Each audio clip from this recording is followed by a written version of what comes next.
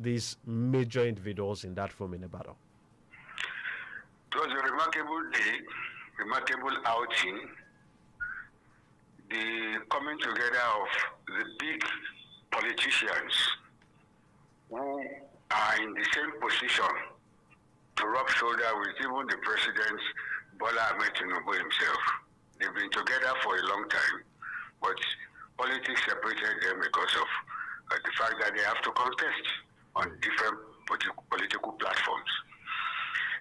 The meeting in Ibadan took place in the Yoruba political capital, and the statements they made through resolutions were all remarkable. That is the definition of resistance. Resistance becomes necessary when those who are expected to keep democracy working start to erode the confidence in a democratic governance, in democratic participations. And we have noticed this trend immediately Mr. President was sworn in. A lot of traitors started to filter into different political parties, reducing their votes up to the time that a coalition was formed, and the coalition ended up into African Democratic Congress. And we knew, of course, also that there were court cases relating to PDP, who is in charge and who is not in charge. And I must confess, when ABC had their convention just recently, the statement credited to Mr. President himself that described the convention as street convention shows that he is afraid that you could go to that level of ignoring INEC, having given INEC 21 days notice that they will do their convention, and they have done their convention.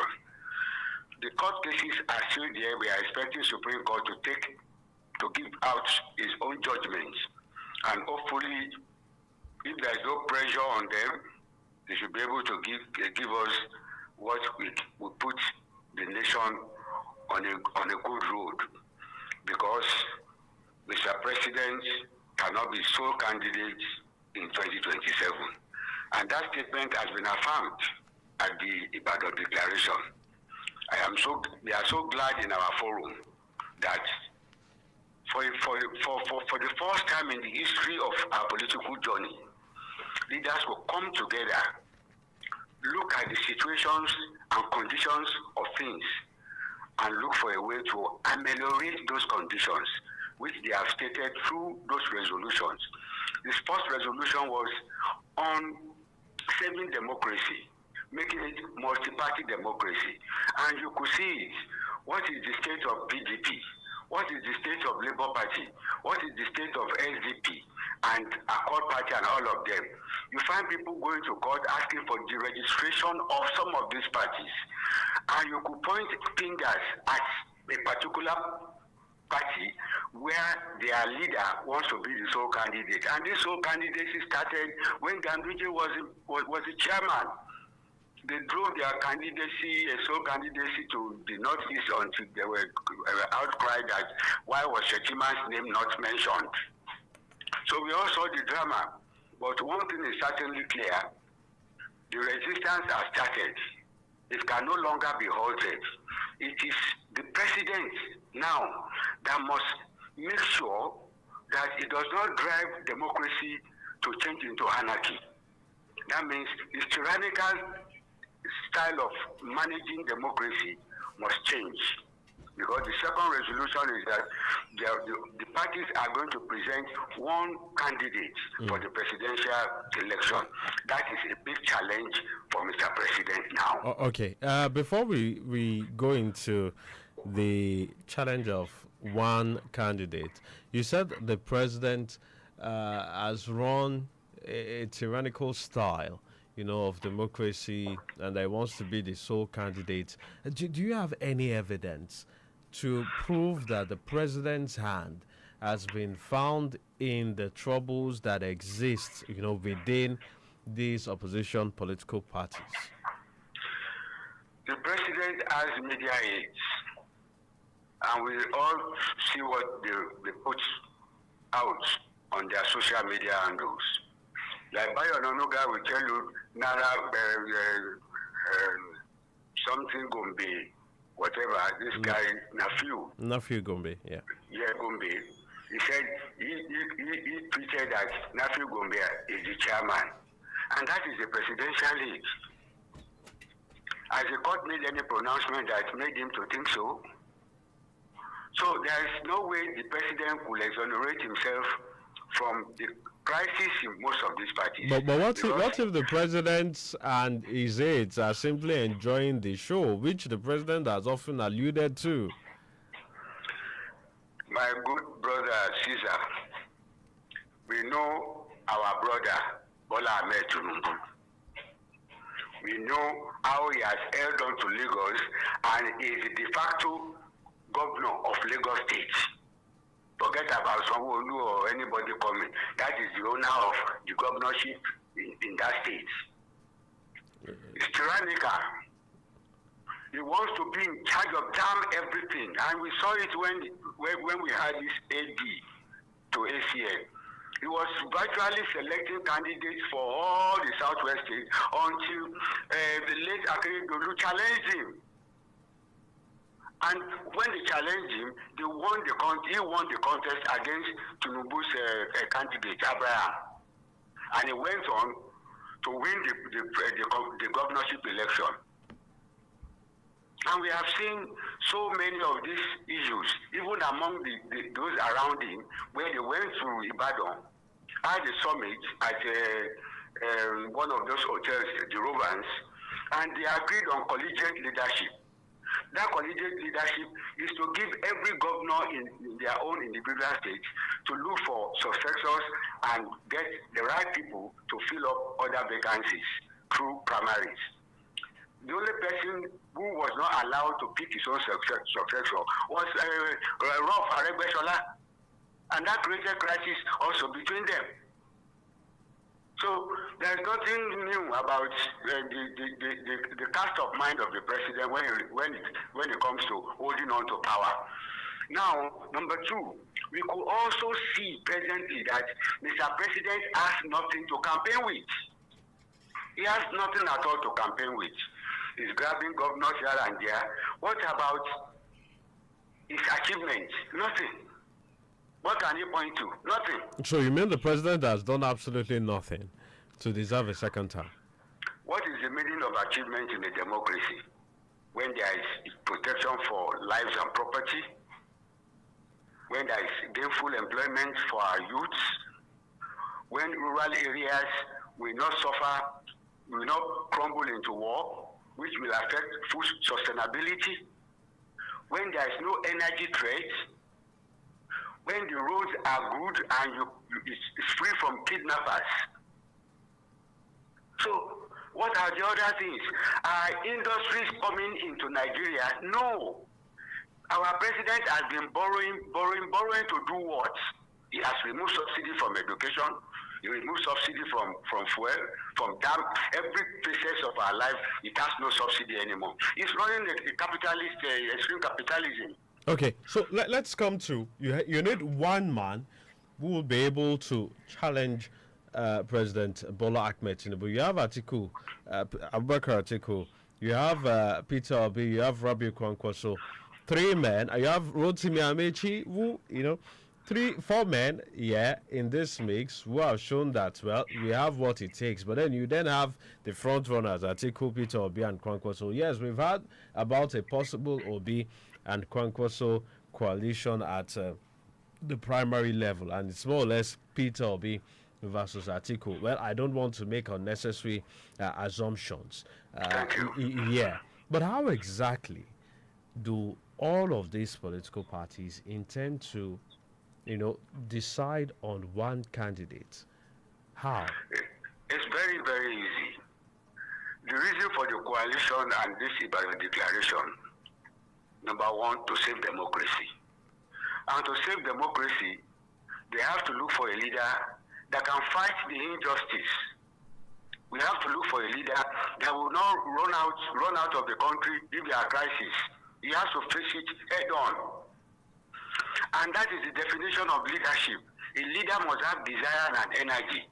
Energy to consider, to lead, to lay down, to run around, to exceed, and to restrain. That is the type of leader. All these presidential candidates will sit down amongst themselves because the maturity has come up now. Funds are going to be used for this election.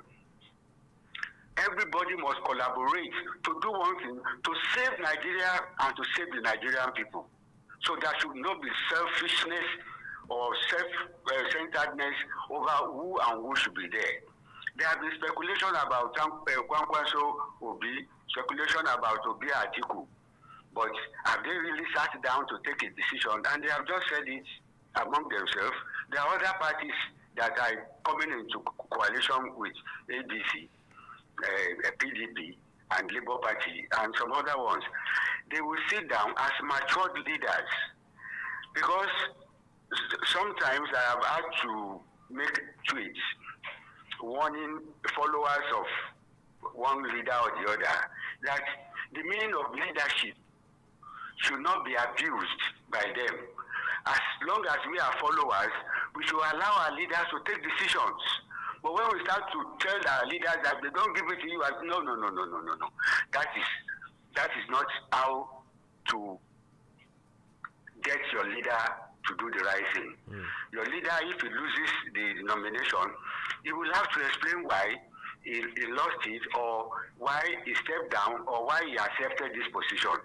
Presently now, we don't know who is going to be the presidential candidate of the coalition, and from the Ibadan declaration that came out. We all have to keep our fingers crossed. And because we do not know, I'm quite curious, because I saw a statement, a post-event statement from you, from your forum, that said you need a candidate who has the required energy, which you've repeated this evening, and who is able to, has the energy to fight this injustice. And when you look at the description that you and the forum you've given to who should be the candidate, because it sounds like a job description anyway, one would wonder, who do you think amongst all the front runners within the opposition, who do you think fits this description the most? Yes, number one,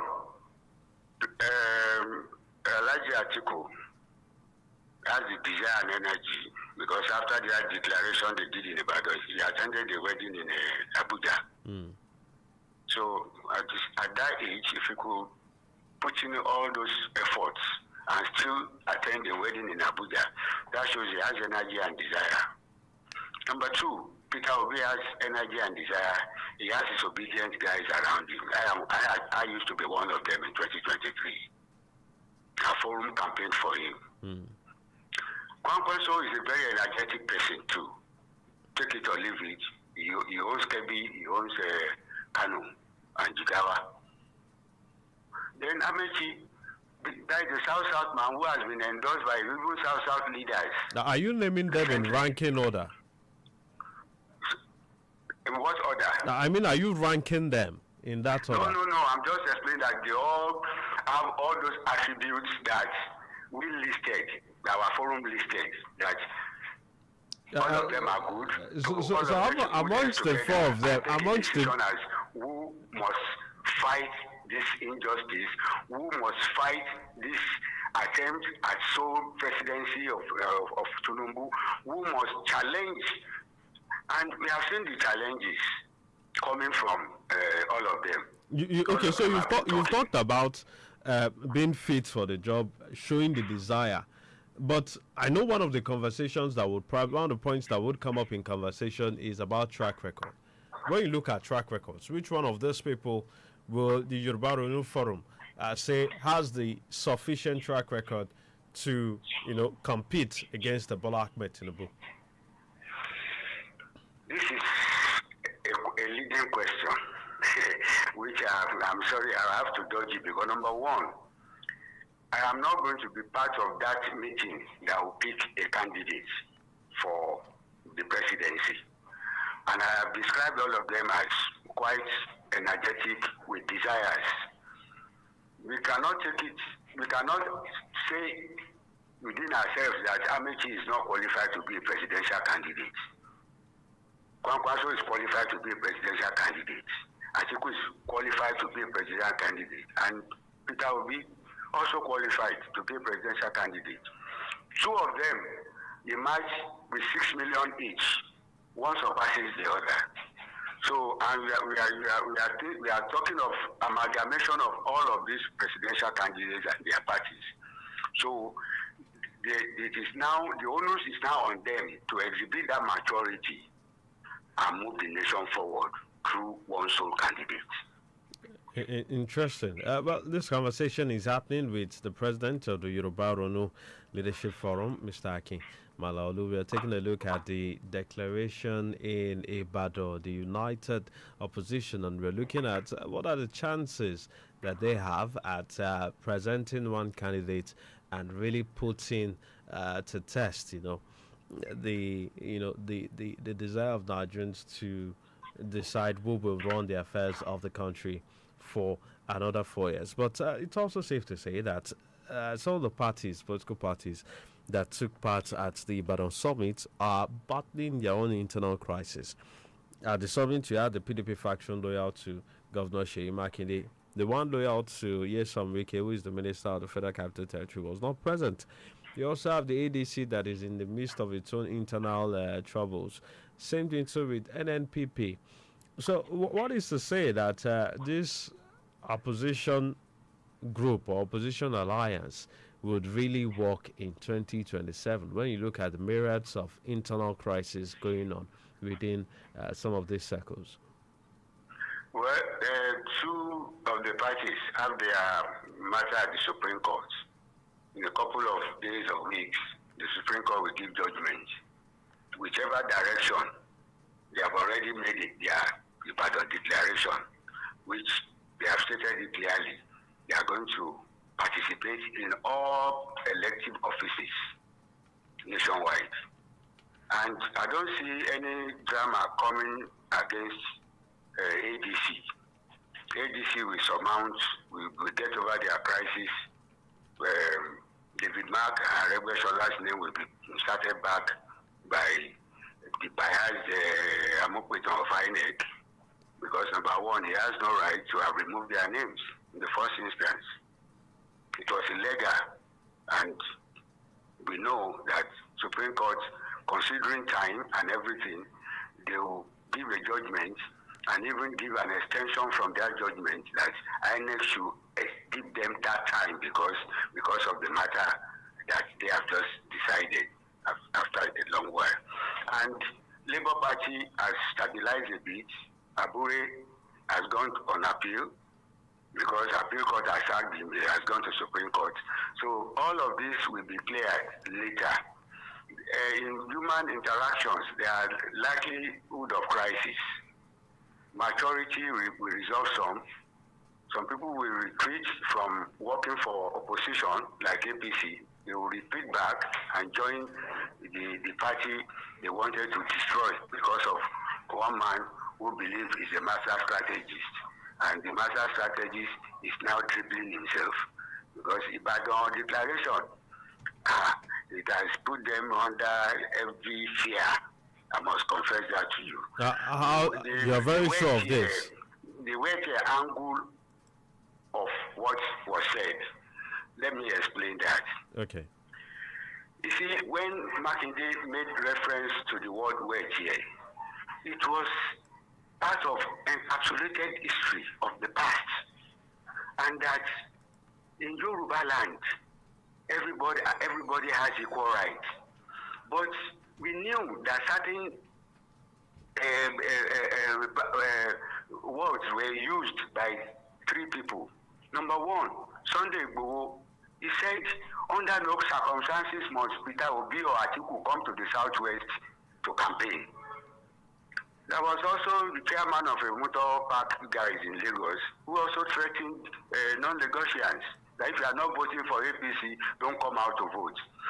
That is gangster style of that doesn't exist in the democracy, which they have imported. Because we saw it in 2023, when the media aide was telling Igbos not to come out to Lagos to participate in election as citizens.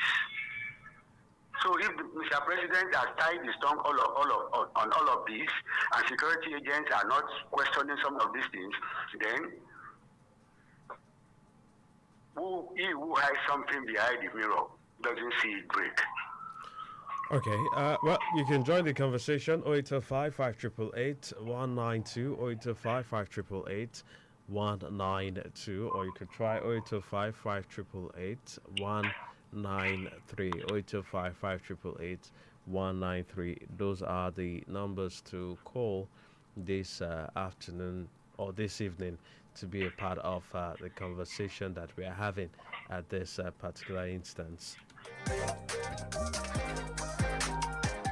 Well, you know, one other interesting, part of the conversation is that we had former President Olusegun Obasanjo at that particular summit on, Friday, that held last Friday, and this is a former president, yes, highly regarded, but as described both Atiku Abubakar and the PDP in unsavory terms, and it's quite interesting how things have panned out. Now, what was his presence at that summit? What did it say to you, or what did it tell you as a Nigerian, as somebody who has political allegiances to the ADC? Former President Obasanjo happens to be a sincere Nigerian citizen. He's always worried about Nigeria. He's always worried about our economy. He's always worried about democracy. He's always worried about the people. And he's always worried about corruption. And he has said this severally, that things are being done wrongly by Mr. President, that is President Bola Ahmed Tinubu. And we must confess to this fact that just recently, World Bank announced that 37 trillion hidden that never passed through the Federation accounts. Edu could not explain him because probably shied away from it that well. Because I remember when he was at the National Assembly, he reviewed. After Mr. President has celebrated that he made his revenue target in August, and therefore he's not going to borrow again. All of a sudden, like Edu now told us that the budget, they expected 40 trillion, they only got 10 trillion. So when the World Bank is now telling us that 34 trillion in 3 years were hidden, that means they never passed through the Federation account. And this is the president who wants to consolidate all our revenue under Nigerian Revenue Service. And these revelations are coming out. So there is no leader in this country like Obasanjo that will not look at the indicators, lack of employment, lack of electricity, badly managed democracy. Dividends of democracy is no longer in the people's side, is in the hand of the political class. Do you think former President Olusegun Obasanjo has the moral right to have such conversation, considering the sort of democracy that was practiced when he was there as president? It was a bit better if we compare how he managed democracy to how Tinubu is managing democracy. How is it better? Obasanjo was a military head of state. No, I'm president. Yeah. And Tinubu has always prided himself as a Democrat and a progressive, and we could all see that this is a pretender progressive leader. But how exactly is it better? About him. There's nothing democratic about him. Yes, that is the fact. But how exactly is it better? Because we had a series of unresolved political killings under former President Olusegun Obasanjo. We also had a series of election violence under President Olusegun Obasanjo. So how close, what exactly, or perhaps what are the specific examples that you can pick from democracy under a Tinubu presidency that you think is far worse than what number one, we experienced under when the Obasanjo. Nigerian people, when the youth came out to protest bad governance, they jailed under 18 children. Kids were jailed. And we saw them. Secondly, the harassment, which was part of the resolution, the Ibadan Declaration, harassment of political opponents, carrying them from ICPC to EFCC, from EFCC to DSS, from a democratic president, under his watch, what has happened to Okowa? What has happened to Yaya Bello? But look at what the drama they are doing on El Rufai. But you see, one thing is so clear. The declaration has actually punched hole into Tinubu's democratic credential. Okay. I must confess that to you. Okay, two quick questions before we wrap this up. And one of it has to do with the resolution made in Ibadan, where they called for, they want the chairman of INEC, Professor Josh Amugwiton, out of that office because they think that he is biased and is in favor of the ruling All Progressives Congress. Walk us through how, in current terms, in view of current realities, how can a Nigerian opposition movement force the removal of an INEC chairman? Two ways. If it is suspected that it is politically biased and it will favor the ruling party, that means whatever election it will conduct or he will supervise will not be free and fair. And in an atmosphere of resistance, it is very likely that the opposition will not accept the results. But not to move towards anarchy. They have called the president, remove this man. This man is politically biased. And if the president believes that nobody can give him order, and he decides to move on with Amukwiton, whatever happens to, because I know if I as Akin Malaolu has to take decisions, I will go for option A4 if the president refuses to remove Amukwiton. Heaven will not fall if we queue behind our candidates nationwide in every polling unit, near the polling units, and count our election and announce our results for governor, for senator, for House of Reps, for House of Assembly, and for the presidency. But Heaven will not fall. Is that not going to be treasonable? The president now change this man before he puts us into anarchy. But is that not going to be treasonable, having to announce separate results? Where is the treason there? Where is the treason there? Because you're taking over the job of the electoral umpire. Because the electoral umpire doesn't exist anymore as a reasonable and neutral umpire. Look, we see, that is why we are still surprised that some of these things, we are still dilly-dallying over it. Amukwiton should be removed. And I'm confidently telling you, Amukwiton will be removed. Okay, so Amukwiton, you're saying has to be removed, but you know that the process for appointing a new INEC chairman means that you will have the president to nominate again, and then an APC-dominated National Assembly has to approve that nomination. So how sure are you that even if Amukwiton is removed, that whoever is coming on board is going to be any better? Good question. A sincere president will move his nation away from the road to anarchy.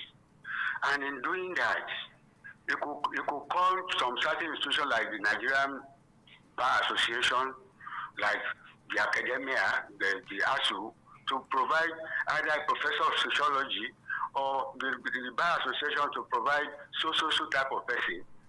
And they will present them to the National Assembly. He may decide not to be involved. That is leadership. It doesn't have to be him. He's the one to save democracy.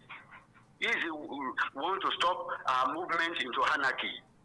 That is leadership. It doesn't have to be him doing it. Nigerian Bar Association and the ASU can come up with good professor of sociology, because that area is the area of sociologists. They are the ones in charge of elections, not Professor Amukuta, because he's a lawyer. We must respect the division of labor. If you go into the academia, you will see professors who could do this job excellently well. And we want a free and fair election. We had it during late Professor Nwosu, option A4, was a lawyer. All right, so it means that the president should please, this is the time for him to stabilize his country, not to be distracted by other things. So we have insecurity so much, killings are so much, unemployment, energy crisis. He should not be thinking of 2027 for God's sake. He should not. Okay, so Mr. Malaolu, don't you think there's some bit of contradiction there? That you have said the president acts like a tyrant in how he handles democracy within the country, and then you're also banking on the same president to heed to the call of the opposition, which you're a part of, to remove the INEC chairman and formulate a process which you consider fair to bring in somebody else. Are you really banking on the president to do that? Well, I give an advice through an opinion. It is left of the president because some of them are hearing this conversation. We are leaders, and we must be able to see beyond the followers. Okay. I have spoken as a leader of Yoruba Ronu Leadership Forum, and I have addressed the president that you can show your neutrality, that you are ready for this election, you are going to win, by asking MBA or ASU to bring up candidates to fill up that position. We have somebody on the line. Hello, good afternoon. Afternoon to you, Mr. Presenter. Yes, what's your name? And I salute you. Yes, that's right. And it's important is analysis, because we have seen so many examples of shenanigans from even the INEC chairman who said pretty is sure, and they are trying to beat the judge in their own case, setting up commitment within INEC. And you hear what Adamimogo just said to this President of this State, and it's from the same state, coincidentally, the same state, State, and the people, they are Yoruba speaking people in State that are involved in this thing. That Adamimogo has to tell them, stay with them, destroy them, we are behind you. You will not don't come to APC, we are with you. So what everybody is done, what produced Tinubu is a free and fair democracy where everybody was allowed to express himself, his yearning and his aspiration. That is now, you get to the end of the game, middle of the game, we are removing the goalpost. We are changing the constitution, doing it towards our own success alone. We are trying to discard other political leaders. Okay. Other political parties. You don't want anybody to stand election against you. And they say he's not scared. He's scared. And it should be more democratic. And I was in the Lagos Island Club when he said during the time of Basola, like if I have my chance, I will kill this PDP. And that's what is wicked to do now. All right. Thank you very much. Thank you very much. Nobody has incident. The will not want to change his own clothes. But what making them grab people to do what they did in Ibadan was spot on. All right. Thank you very much, Mr. Ni. Mr. Ni, apologies. We have to go now. But in just 10 seconds, because our time is, in fact, is exhausted already. In just 10 seconds, you said that the Yoruba Ronu Leadership Forum will win the Southwest for the ADC. In 2023, you campaigned for Peter Obi. Yes. Peter Obi only won in Lagos. We did. Peter Obi only won in Lagos. What magic are you planning to pull together this time around? Well, you could see the atmosphere in the country. Unhappy people are dangerous. So if you are thinking that if we start sensitization of our people, tell them what policies we are going to pursue, how we are going to address this issue. Like I will give you an instance, in the issue of tertiary education, we are going to bring back free tuition fees in all federal universities. We are going to establish education funds and give states part of the money to crash their own school fees. And we are going to put a net fund to give loans to those who want to do postgraduate studies.